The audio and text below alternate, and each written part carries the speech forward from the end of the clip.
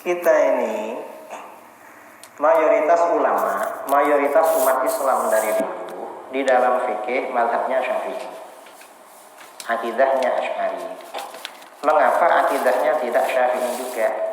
Imam Syafi'i itu fokusnya memang kajian fikih. Kalau Imam Asy'ari fokusnya memang kajian akidah. Jadi ini bukan berarti Imam Syafi'i nggak ngerti akidah, ya bukan. Cuma beliau memang tidak fokus ke akidah. Dan bukan berarti Imam Asy'ari nggak ngerti fikih, bukan. Imam Asy'ari kalau di dalam fikih mengikuti mazhab Syafi'i. Hanya mengapa para ulama Syafi'iyah di dalam akidah mengikuti Imam Asy'ari? Karena di dalam yang pertama, kalau fikih antara Imam Hanafi, Maliki, Syafi'i, Hambali. Kalau fikih ini beda-beda pendapatnya, banyak perbedaan pendapat. Tapi kalau dalam bidang akidah, antara mazhab empat ini sama. Hanafi, Maliki, Syafi'i, Hambali, akidahnya sama. Dan ketika Imam Asy'ari menjelaskan akidah, ini bukan akidahnya beliau, tetapi akidahnya empat imam mazhab ini sebenarnya. Kemudian beliau ini ya spesialisasi di dalam masalah akidah. Saudara misalnya hidup di Bintaro, kalau sakit gigi, kira-kira ke dokter mata apa ke dokter gigi? Kan ke dokter gigi. Kalau sakit mata, ke dokter apa? Dokter mata. Apa dikira dokter gigi gak tahu obatnya sakit mata? Kan tahu kan? Cuma karena bukan spesialisasinya, kita cari yang spesialis aja. Ada yang bilang, kamu kok pindah-pindah dokter? Itu tahu juga obatnya, malah punya apotek. Bukan urusan itu sebenarnya. Loh kok seperti ini digugat zaman sekarang? Itu aneh kan? Kamu ikut siapa? Wahabi memang suka menggugat. Suka gugat.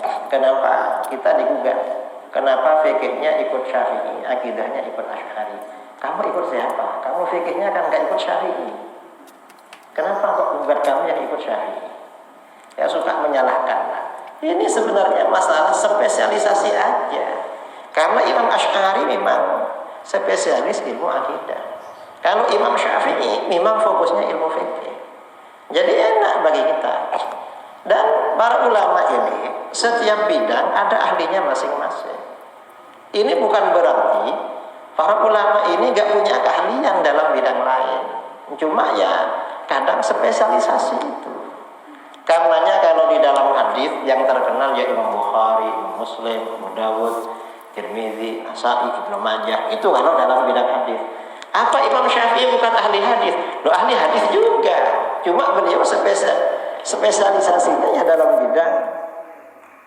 bidang fikih. Ini yang seperti ini jangan digugat. Sekarang itu semua persoalan itu spesialisasi. Dan itu sejak dulu memang spesialisasi. Jadi kalau sekarang ini digugat ya bukan pada tempatnya. Ada program-program untuk menjauhkan umat Islam dari ajaran Islam. Dan itu terus berlaku.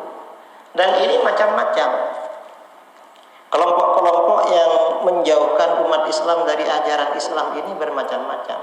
Ada kelompok-kelompok di luar Ahlus Sunnah wal Jamaah, seperti kelompok Salafi Wahabi. Kelompok Salafi Wahabi ini berusaha menjauhkan umat Islam dari ajaran Islam. Cuma caranya beda, caranya pakai agama. Tapi mereka mengajak meninggalkan ajaran-ajaran agama, pakai bahasa agama. Pakai bahasa mengikuti Al-Quran dan hadis. Ya sebenarnya ya bukan, Al-Quran hadis ini hanya dijadikan tameng aja. Sebenarnya agar umat Islam semakin jauh dari ajaran Islam. Nah, ini kelompok-kelompok di luar Ahlus Sunnah wal Jamaah. Ini contoh ya, contoh Salafi Wahabi. Salafi Wahabi ini kan ngajak kembali kepada Al-Quran dan hadis. Slogannya seperti itu, pada Al-Quran dan hadis. Tapi apa? Yang dilarang oleh Salafi Wahabi amalan-amalan ibadah. Yang dilarang itu ibadah. Mengapa dilarang? Alasannya syirik. Lah ibadah itu dibilang syirik sekarang. Syirik. Contoh yang disyirikkan itu apa? Yang disyirikkan oleh Salafi Wahabi seperti tawassul, tabarruk, istighatsah. Padahal itu bukan syirik, itu justru ajaran Al-Qur'an. Istighatsah, tawassul, tabarruk itu ajaran Al-Qur'an. Cuma Wahabi salah memahami di dalam masalah ini. Lalu disyirikkan, orang dijauhkan dari beribadah. Ini contoh. Dan mereka di akhir zaman ini saudara, orang-orang merusak Islam itu pakai Al-Qur'an. Pakai Al-Qur'an. Orang-orang menjauhkan umat dari ajaran agama itu pakai agama.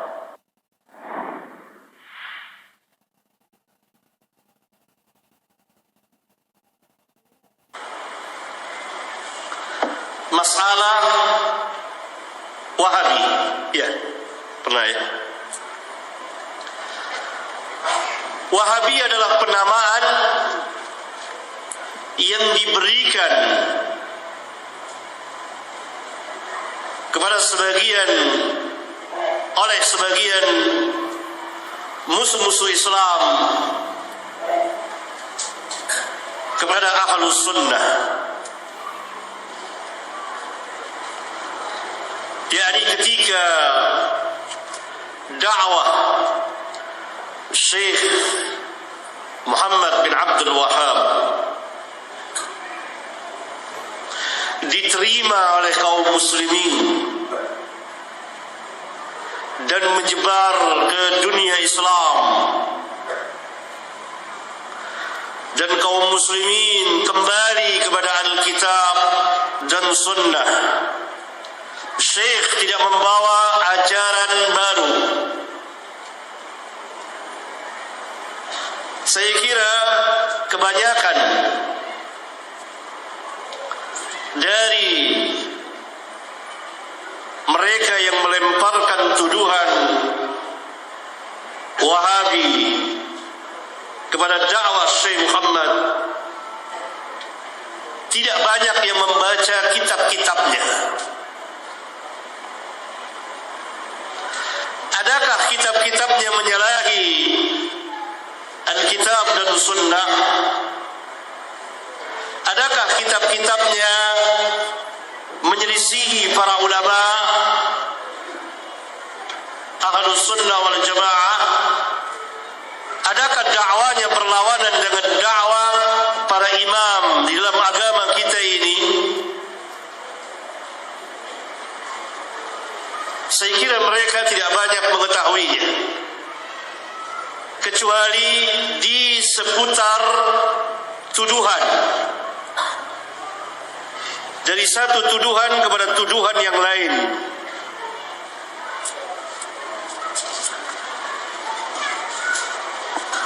Ini pernah dibuktikan oleh salah seorang guru saya kepada sebagian kiai yang sangat memusuhi dakwah Syekhul Islam Ibn Taimiyah, padahal tidak pernah membaca kitabnya, tidak pernah sama sekali mengetahui dakwahnya. Diberikanlah sebuah kitab, setelah dihilangkan nama penulisnya, cover depannya dihilangkan, karena dia seorang kiai, bisa bahasa Arab, baca kitab, bagus apa tidak? Baca. Bagus. Bagus.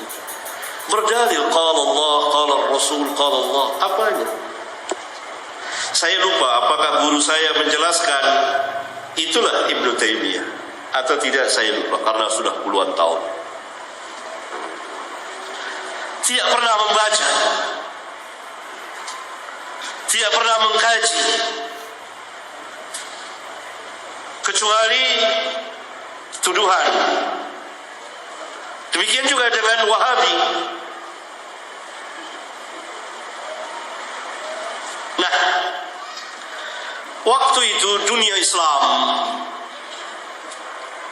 kelanjutan dari perang salib sebelumnya, maka ini perang dakwiyah, perang dakwah, menyebarkan agama masing-masing.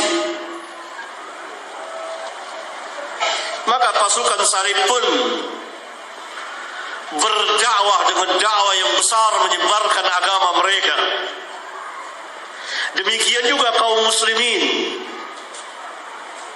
Selesai mereka perang fisik yang besar, walaupun masih ada perang fisik,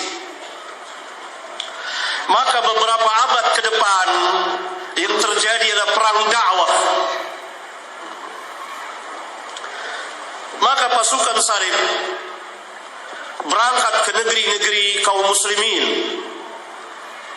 mencoba menjajah mereka sambil menyebarkan agama. Datanglah Spanyol, Portugis ke Indonesia ini, kemudian terakhir Belanda, kemudian Inggris di negeri kaum muslimin yang lain, terutama di Timur Tengah. Dan mereka tidak ingin adanya kebangkitan Islam. Dan Inggris melihat bahwa dakwah ini, dakwah Syekh Muhammad yang muncul dari Hijaz, dakwah sunnah ini, dakwah yang akan membangkitkan kaum muslimin ini membahayakan posisi mereka. Maka salah satu caranya adalah memisahkan dakwah ini dari kaum muslimin, agar dakwah ini terpisah dari kaum muslimin, agar kaum muslimin membenci dakwah ini dan menuduh dengan berbagai macam tuduhan. Maka disematkanlah nama dengan nama Wahabi. Padahal nama Wahabi itu adalah salah satu sekte dari sekte-sekte Khawarij. Pernah saya jelaskan di majelis ini. Padahal seharusnya bukan Wahabi. Harusnya apa? Muhammadi. Karena namanya Muhammad bin Abdul Wahhab. Kok Wahabi tahu-tahu? Padahal ada salah satu sekte Khawarij namanya Wahabi. Sekte ini itu namanya Wahabi. Maka disematkan itu bekerja sama dengan sebagian ahli bid'ah. Dan mereka berhasil memisahkan dakwah itu dari kaum muslimin yang termakan fitnah itu,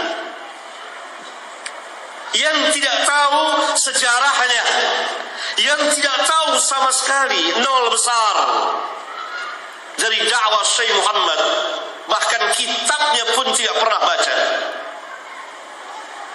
Coba baca kitab Tauhid. Kita tidak memaksumkan Syekh Muhammad, tidak. Beliau manusia seperti manusia yang lainnya, bisa salah dan bisa benar. Tapi penyimpangan, kesesatan, mana buktinya? Saya pernah juga menjelaskan, dan ketika kita membahas di muqaddimah pertama, orang-orang Yahudi dan Nasara mengklaim bahwa mereka lah ahlul jannah, yang lain enggak. Bahkan Yahudi mengatakan kami ahlul jannah, yang lain Islam, Nasara dan lain-lain tidak. Demikian juga Nasara. Apa kata Allah? Qul hatu burhanakum. Awalnya apa? Tilka amaniyuhum. Itu adalah omong kosong mereka, kebohongan mereka. Qul hatu burhanakum in kuntum sadiqin.